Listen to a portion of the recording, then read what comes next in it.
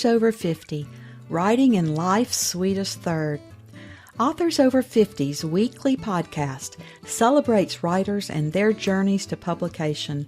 Writing after 50 is a whole story on its own, so let's skip to life's sweetest third and talk with authors about their journey from pen to publish. Welcome. I'm Julia Daly, your host, and I invite you to listen to interviews with writers who've achieved their goal of publishing a book just later in life. We've seen award lists for under 30 or under 40, but I've yet to see lists for those who've achieved a significant milestone of their own, launching a new career and publishing their first book after the age of 50. We will hear about these authors' inspirations, struggles, strategies, and the smell of that first book. These writers' journeys inspire me because I'm one of them. Welcome, authors and readers. Before our interview today, I'd like you to hear from a very talented team of cover designers. If you're creating a new book, check them out. After untold hours and thousands of words, your book deserves a cover that's better than a generic font tacked onto a bland stock image. Brett Grimes and Joshua Unruh are marketing professionals with decades of experience in giving products unique looks and voices. They understand that to get someone to check out your book, you need marketing that tells a story about your story. Visit brettgrimes.com/over50 today for the cover your story deserves. That's brettgrimes.com/OVER50. Don't let your book get lost on the shelf. My guest today grew up in a New Mexico home rich with books. She attended the University of New Mexico, winning the Freshman Honors Prize the first year and dropping out the next. After working as a transportation auditor consultant and a brief career as a singer-songwriter, she taught literature, creative writing, and grammar at American River College in Sacramento. She loves imagining lives she hasn't lived. She writes to understand what really goes on in the minds, hearts, bodies, and souls of other people. Welcome to Authors Over 50, Lois Ann Abraham. Hi. Lois Ann, our opening question on Authors Over 50 is always, what took you so long to write your first book? Well, it's a good question. It's one I might ask myself from time to time. I was writing all along, but life and children and stuff.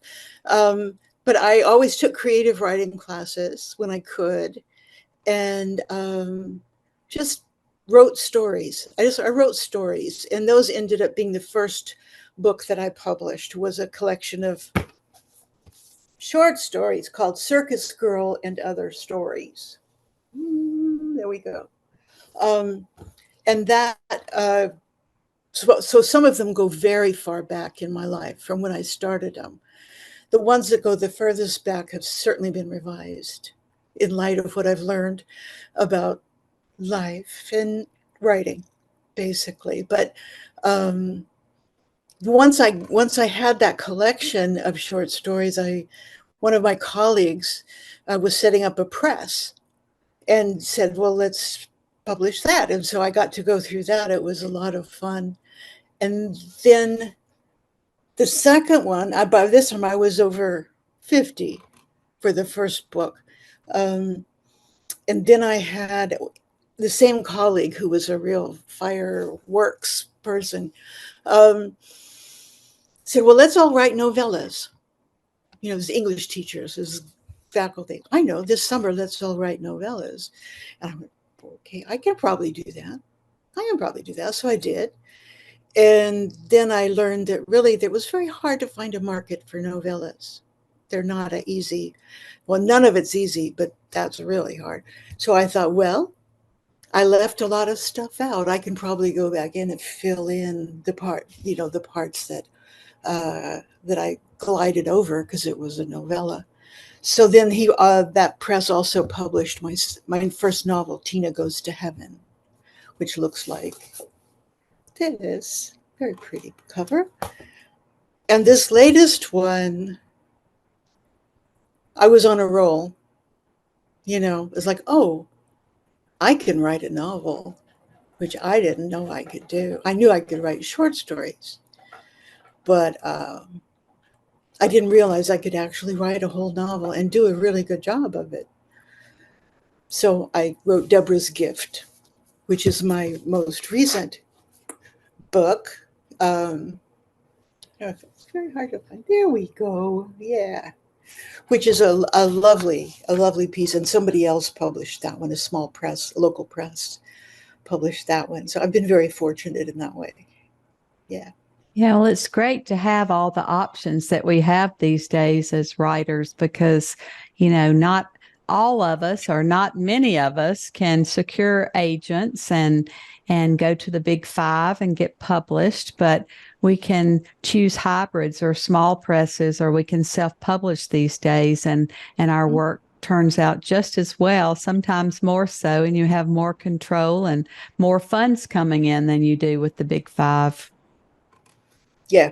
Yeah. I think it's pretty great. There's a downside in that the quality control is where it has to be in the writer's head, has to be.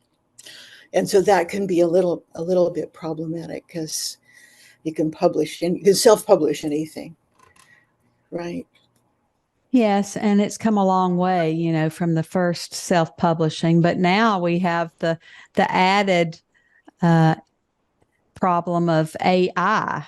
And Mm. so AI seems to be turning out a lot of stories and flooding the market. So that's another problem that writers have to deal with. I haven't run into that. I'm probably so old-fashioned that I don't. It's not on my map. Yeah, not on But your radar yet. nope, not yet. Yeah. What do you think is the most challenging part of your artistic process? Well, that's a very interesting question. The most difficult part for me is is doing it on paper. I can do it in my head. I mean sentence by sentence. I can do it in my head. Um, but when I sit down to a computer, the hard part is that that's where the games are too. Mm-hmm. There's Sudoku on my computer. There's all kinds of stuff on my computer that's easier, and I can go. Oh, this is a warm up. I'm just warming up. I'm just getting do a word puzzle, and that's words, and. So that's hard, and also the sense of obligation, guilt. Um, Also, I don't my basic I don't care stance about things. Um, but what I love about it is that you can do it in your head. You can. Sometimes I just don't have the right piece yet, and I have to think it up. Some people write, and then they carve away stuff. And my process is different than that, in that I pretty much know how a lot of the sentences are going to go, and I am happy to write in bits. Like I'll work on chapter 6 today. I'm ready for that. I was thinking about that, how that's going to work. Even though chapter 2 is just says chapter 2. I love that method. I like that you can jump around and write what you like. And I agree that sitting down and writing on a blank page on the computer is very intimidating. And that's one of the reasons that I love to go to writing retreats because Oh, you can take a class in the morning, have lunch with other writers, and then go and be by yourself all afternoon and get so much accomplished. yeah. Yeah, I don't go to workshops anymore, but and I could never quite afford them, but I have taught at workshops, and certainly any kind of training. Even every workshop, you get something, right? You get something. It may not be what they wanted you to get, or what it may not be in focus with what their focus was, but you always come away with a scrap of writing or an idea for writing or a technique for writing, a way to think about character, a way to think about a specific character, even that's your character. And I love that about it. And plus the companionship and the warmth between fellow writers. Writers are very generous people. Uh, Me, not so much, but a lot of them are very, very generous, and I appreciate it so much. And I use it as like a reminder to myself not to work with a scarcity model. Like only one person in this room will become fabulously famous, that kind of thinking, which is built in to me anyway. But I really love the fellowship of it too, and learning stuff. I agree. I think this community is the most generous that I've ever found. I've worked in corporate America and lots of different places, and writers are so anxious to share what's worked for them. That's one of the reasons for this podcast.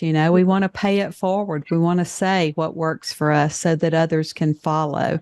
And I think, reaching back and giving a hand to somebody who's just a little early on the path, you're a little farther along than they are. It's just so meaningful. Yeah, it's great. It's great.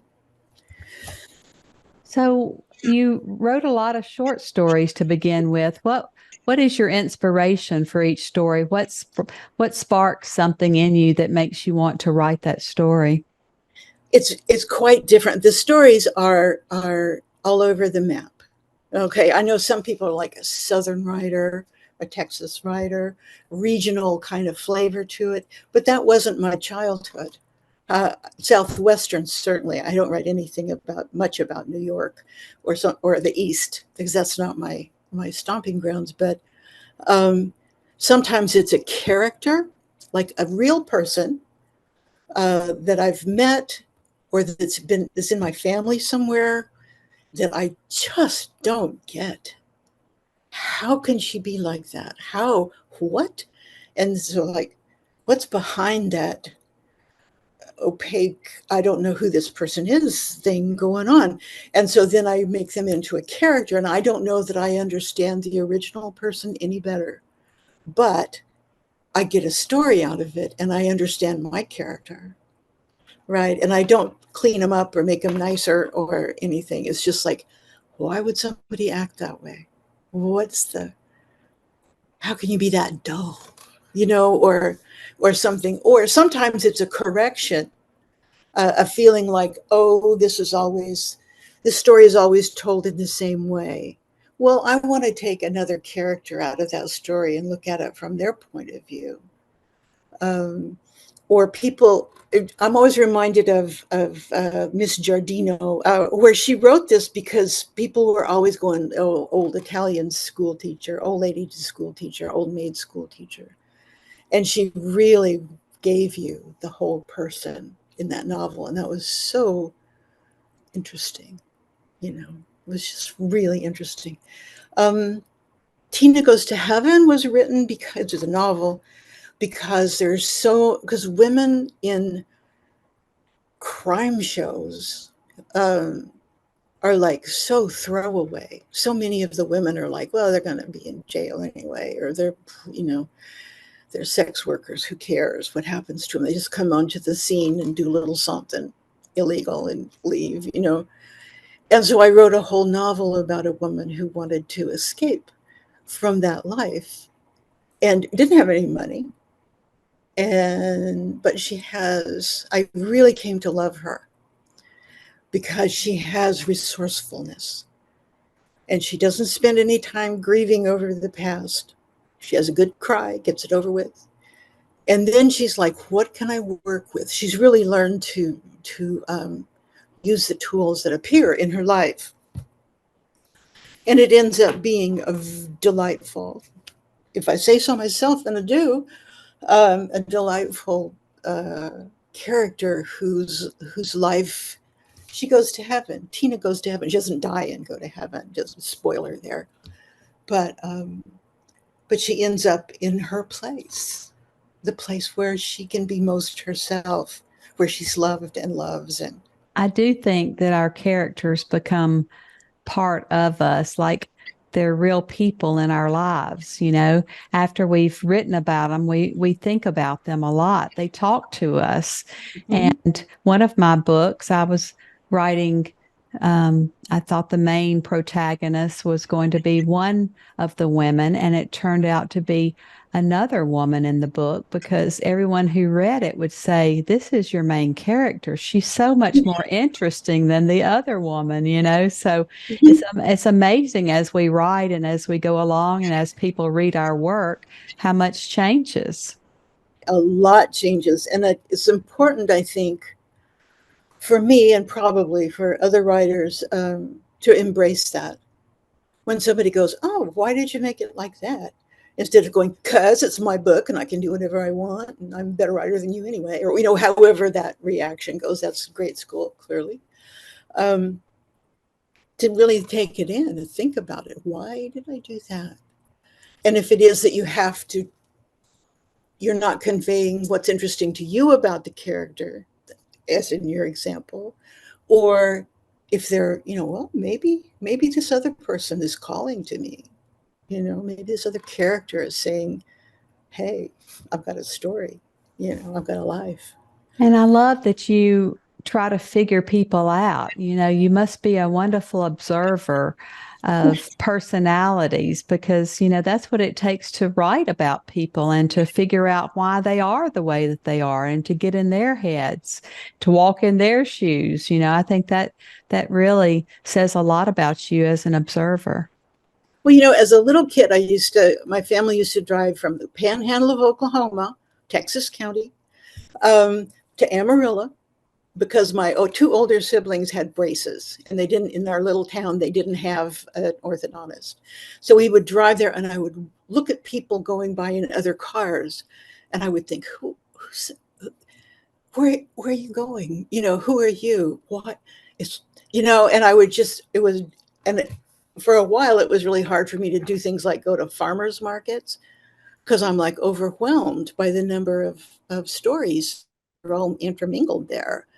And so, yeah, I'm not a observant in terms of remembering if I watered the plants or whatever. I'm not observant at that level, or noticing that somebody got their hair cut until 3 weeks later. Um, but I'm very interested in people, how people work, how life works with people and people with life, and that. So yeah, I do it's that when I'm in an airport.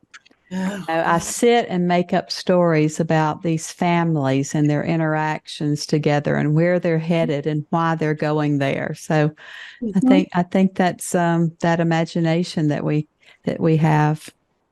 It's great. Sometimes it's even a really small thing. Like there'll be some couple, and I'll think, well, I hope she really enjoys the back of his neck, because it's quite attractive. I hope that's good. But I don't follow them home. Uh, but I just have that feeling like, oh, that's a charming thing, that would have an effect on a woman. That's very nice. I've So never thought about unseparate. the back of someone's neck, but now that you've mentioned that, I may have to look at some Look necks. around, look around. Yeah, yeah. And the fun thing about it is they don't know. It's like, I'm admiring you behind your back. That's cute. Anyway. Well, Lois Ann, why don't you tell us a little bit about the passage you've brought to share today, and then read from your book so we can hear your tone and voice? Oh, already. Thank you very much. The book that want to share from is my most recent, called Deborah's Gift. It looks like that, kind of like that. Yeah, and it's a historical novel, which is not something I've written before, and I didn't set out to write a historical novel. I didn't realize I had done that until it's further along in the process. Um, And the way that I got to it is so convoluted based on a short story, a character in a short story. I took that character out and made a story about them. And then I needed to have a character in that story that ended up being the protagonist, Deborah. It's her life story really from her 6-year-old self to later to her middle or late years. And she's an artist. That's her gift. That is her gift. And of course, she doesn't know that exactly when she's so young. But as part of her journey, she is taken to Martinique, where her family owns a sugar plantation. And she's in the care of her horrible great aunt, who is just a terrible person, but for a reason, right? For a reason. I didn't make her just a flat out villain. Um, but very stuck up and very French, very Frenchified. They live in St. Louis, so she's not all really French, but she's stuffy and stuck up and stuff about being French. So Deborah is on this steamship on the way to Martinique, and she's never really been anywhere before. She knows she likes to paint, or draw pictures and paint, and she does that, has been doing that all along, and has had art lessons. But when her grandmother, who had the care of her, dies, and she ends up in the care of her great aunt, then she cuts off the art lessons. You don't need that. A woman doesn't need that. But she's being taken to Martinique because her great aunt is afraid that she is getting a little too warm. Okay, this is set in about 1890. So she's just not being the cool, sweet, innocent. She's just too alive. And it's a bother. It's just a bother that she would be like that. You got to do something with her. So this passage, I picked it out because it displays early on, she's 16. She is waking up to her own sexuality and interest in her sexuality, really. And so she's going to Martinique, where she will make a terrible mistake, which is how great literature works. Not that this is okay.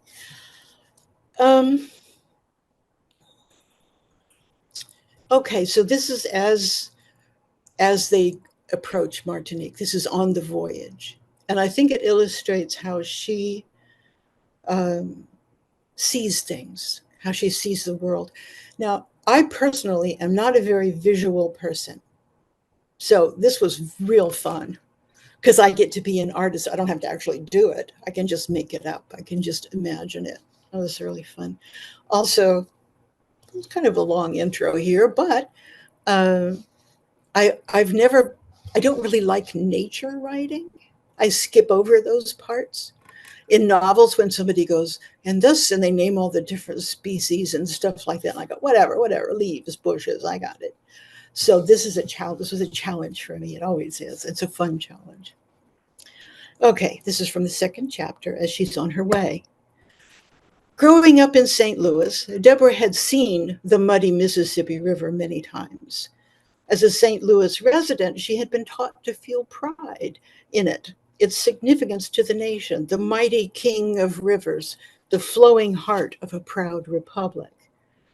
But its turgid brown expanse, crawling with ships and boats, lined with working docks, had not prepared her for the enchantments of a sea voyage to the tropics and the intoxication of such living blue water, a blue that deepened and brightened with every morning's dawn, with every day's noontime, that faded to black at night when only the reflections of moon and stars lit its surface.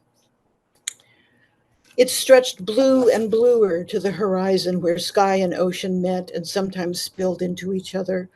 At other times, the sky showed pale against the hot blue-green of the water. Every day, the piercingly white clouds piled up or passed by or fanned out into fish bones in the sky. Deborah spent most of her precious free time devouring and memorizing the shifting blue water. Every day, the piercingly white clouds piled up or passed by or fanned out into fishbones in the sky. Except for these brief passages, that's time with her great aunt, Deborah spent most of her precious free time devouring and memorizing the shifting blue water, the white scalloped lines of froth, and the occasional ragged lines of seabirds skimming its surface. The increasingly wild sheen of the colors seemed to promise that their destination, the mysterious Martinique, must be the heart of color itself, a place where all colors begin, and the thought made her wild inside. She would never paint another rainbow without knowing how white its colors were. Colors mixed with air, reflections of color rather than the colors themselves as she could now imagine them. A red as this sea was blue, a yellow as deep. Wow, that is just beautiful. I mean, it's so descriptive. You talked like you didn't do that very well, but you do it very well. I tried very hard for that. Yeah, yeah. It's hard for me not to just go, well, ocean probably, I don't know, whatever, but to actually sink into it. It gives me an experience that I didn't know I had of looking, of looking. It's very Yes. fun. Again, you're very observant if you can write like that because you have to see it in your mind's eye. Well, I've also read a lot, and have read Victorian novels are kind of my favorite era. So that makes it fun to write this, although because it's got the long sentences of Victorian novels, but it doesn't really have quite the sensibility of. It's not a pretend Victorian novel. Um, so yeah, it was really fun. I love long sentences, and this kind of they were longer to begin with, but my editor said, yeah, we might want to cut back on that a little bit. And I went, okay. I think it's very literary, but I think it really holds our attention. It would not be a passage that I would be skipping over in the book, like No, we've talked about. No, it was very lovely. thank you. Thank you so much. I love it. And when I'm writing, I wanted to say, when I'm writing, I'm sort of reading at the same time. I'm reading what I just wrote. I'm writing what I want to read next. So it's very much a, a synergy situation of like I'm reading to write and I'm writing to read, and it's right there, very focused kind of writing. So yeah. Well, we writers certainly love to write, but we don't like to promote ourselves and we don't like to do publicity, or at least most of us. Have you found anything post publication of your books that you have found to be successful for you? I don't know about successful, but I've certainly done stuff. I've done readings, and I entered my this book for a prize, which I won from the reader's favorite, but also Northern California Publishers and Writers Association. I got a gold sticker, which didn't show up on this novel, but this particular book. But yeah, and I have done in the past. I've done book clubs, but COVID made it a little hard to set that up, and book clubs weren't meeting, and so I haven't used that this much. But with Tina, I did, and that is a joy. That is really a joy because if they're local, so I can go, and they can tell me stuff like, "Well, I didn't like how it ended," and I go, I know. People feel like that. Some do, some don't. But Well, so you've done your job if you've caused them to have those emotions, yeah, however strong they are about the characters and what they liked and didn't like. I'm the same way. I love a good book club, and with this Zoom that I didn't even know existed until COVID, we can Zoom in all over the world and be in someone's living room and conduct book clubs. So that's been a delight for me. yeah. I don't have a lot of energy. That's the other thing about being a writer well over 60, like way over 60. is that I don't have a lot of energy and I've never been an entrepreneur. That's never been my strength at all.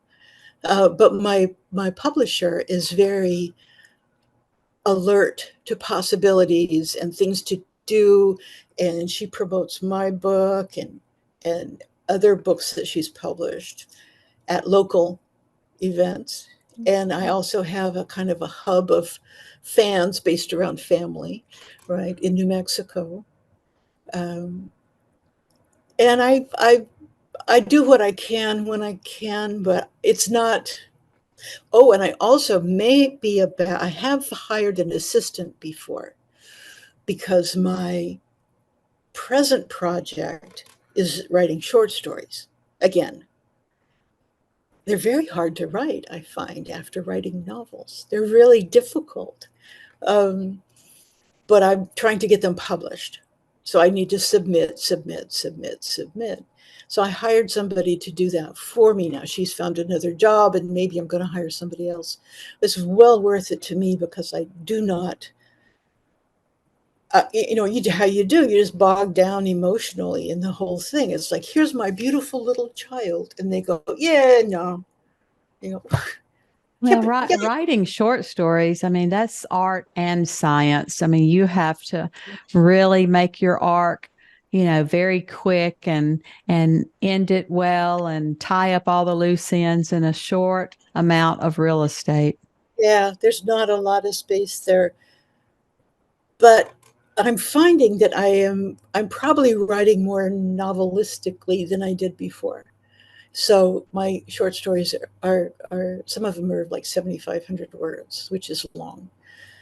Some are not, but really hauling out a lot of experiences that I haven't written about before. And I'm not writing exactly. It's not autobiographical by any means.